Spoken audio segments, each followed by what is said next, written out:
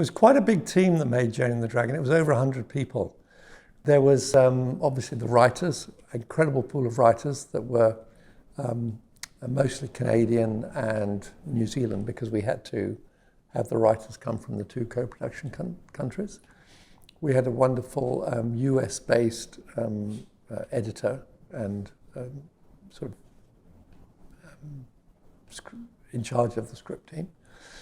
I was the showrunner, so I did all the final drafts of the scripts. And I did nearly all the dialogue, rewrote all the dialogue just to keep the voice consistent throughout the show.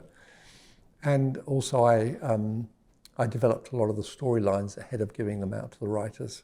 Some of the key storylines, because some of the episodes required actual moments that were important touchstones in the Jane story.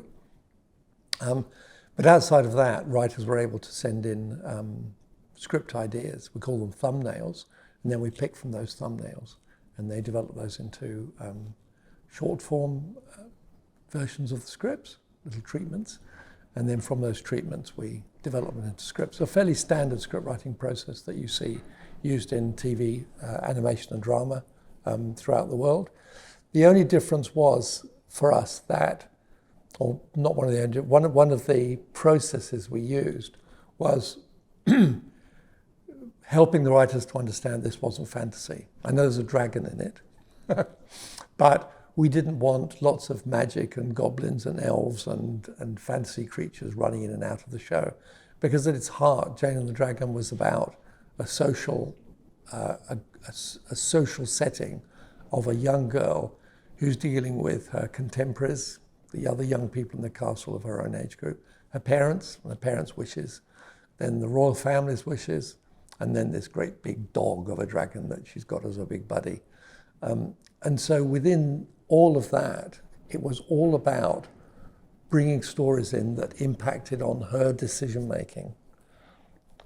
And it was her decision-making and how she cut her journey and how she developed a moral compass and how she was prepared to make mistakes, which I think lay at the heart of why Jane's been very successful.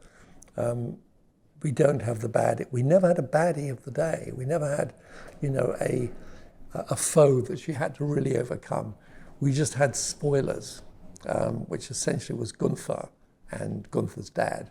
They got in the way of her stories and made life difficult for Jane, but they weren't absolutely evil people trying to take her and the castle out.